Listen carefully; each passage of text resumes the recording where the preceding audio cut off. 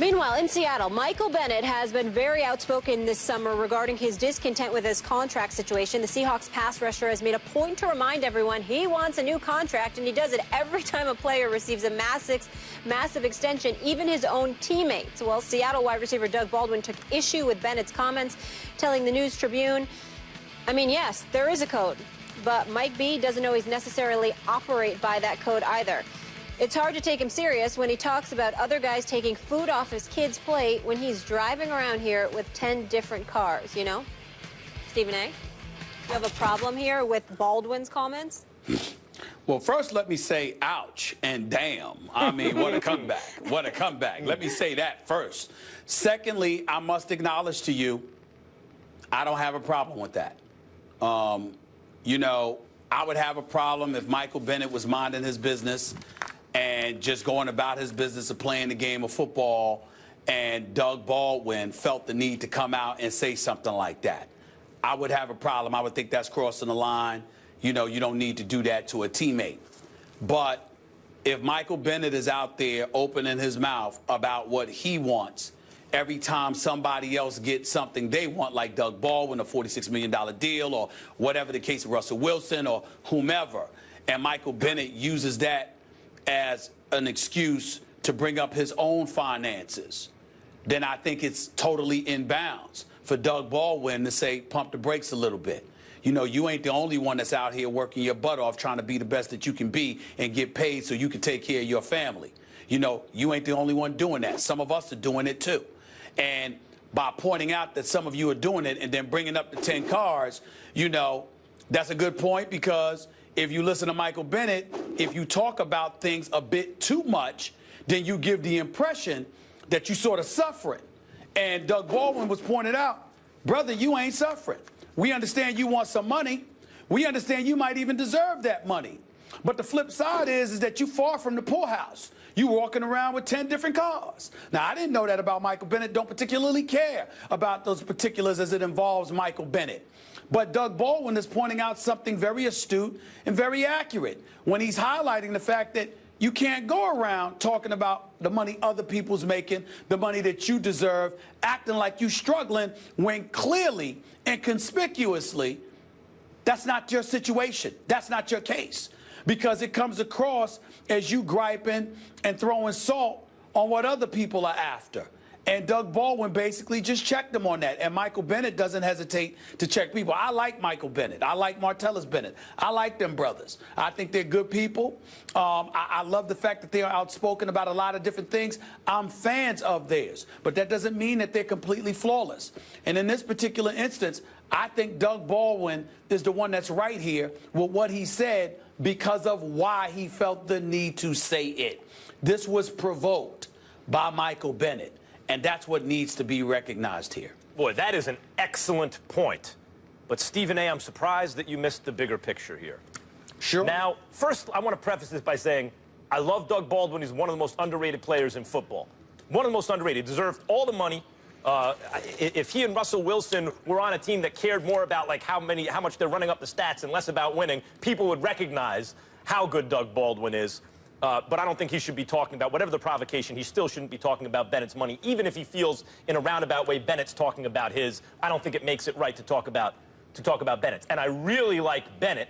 He's an interesting guy. You know, media week before the Super Bowl, he's the best quote. He's interested in books and ideas, and he's outspoken, and he can ball. Like, I'm a fan of his. But this is actually what's happening, Stephen A. Right now, you know who's laughing at all this? Laughing. The owners are laughing, because I want to make this very clear. A salary cap is intended to do this. It has nothing to do with competitive balance. That's revenue sharing.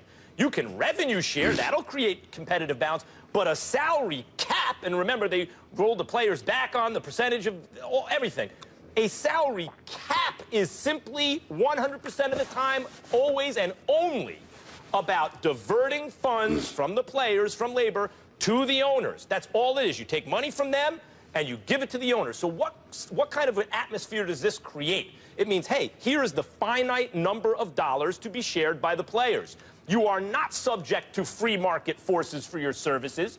If people want to bid on you, kind of, that's fine, but there's a finite number of dollars, and it's going to be artificially suppressed by the cap. And so what winds up happening is everyone starts bickering and fighting for their little piece. And if Baldwin gets paid X number of dollars, that necessarily means there is less money for a guy like Michael Bennett. And that's really what's being addressed here. The fact that Bennett will not be able to get his true market price, neither did Baldwin, even though he got paid, by the way, because every dollar you give to Peter, you must rob Paul from necessarily. It's a zero-sum game.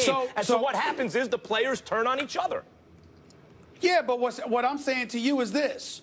With that being said, are you saying that I get where you're coming from in terms of dissecting what transpired, but do you agree with Martellus Bennett? You think he's a victim here? Or you think Doug Baldwin is what are you saying? I don't think Baldwin should ever be talking about Bennett's money, even if Bennett was talking about his two wrongs don't make a right, and even if he feels like Bennett is slighting him in a roundabout way without even using his name, he's still, that's hypocritical to say, Bennett's being hypocritical, so now I'm going to be hypocritical going after him. That doesn't make it right. Yeah, but the point is that, look, man, here's the reality.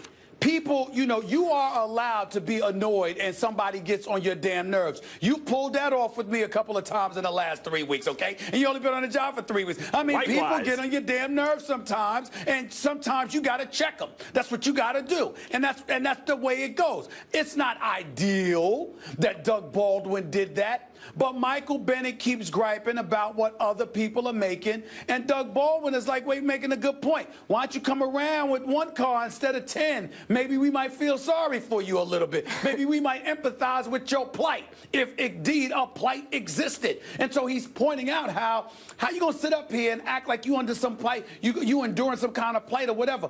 Pump the brakes, calm down, chill out, and stop feeling the need to talk about somebody's money. And sometimes people chirp too much. You got to check them. You got to silence them. Yeah, but maybe, think about just what maybe, he's saying, Stephen Michael Bennett might shut up because of this. I think you're making a very strong point there, but think about what he's really saying, what he really did there, Doug Baldwin. When the real issue is they have to fight over the finite dollars that are artificially suppressed by the owners, Baldwin's turning it around and making it an issue of conspicuous consumption on the part of Bennett, which I mean, and that's really not the issue here, but he's making it the issue. Yes, so even the content of what he said isn't good, let alone the kind of hypocrisy of calling someone out for being hypocritical.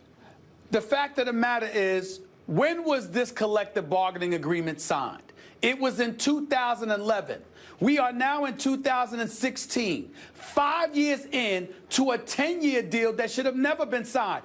Anybody that knows anything about their business and professional sports know that you don't sign no damn 10-year deal without an out. What you do is at least have an out like year 6 or 7. We're getting ready to discuss the NBA and their collective bargaining agreement months from now. You know why? Because even though they're in the throes of a deal, of a multi-billion-dollar deal, both sides have the license to back out of a deal if they feel it should be renegotiated in their best interest. The NFL players elected not to do that. And as a result, Michael Bennett is clearly smart enough and wise enough to know that. So why do you keep chirping? That's what Doug Baldwin, who graduated, who's from Stanford, that's what he's pointing out, and I don't think he's wrong about that. By the way, you're right about that, too. Another strong point, but aren't you the same guy who, was it yesterday or 2 days ago, at some point this week, we're talking about, hey, don't send out that message that they need to batten down the hatches and save their money for a union fight because the NFL is going to win that anyway?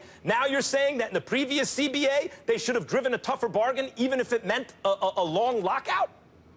No, that's not what I'm saying. I'm saying that instead of committing to 10 straight years without an out, have an out by year 6 or 7 like the NBA has. That's all I'm saying. We can agree on that.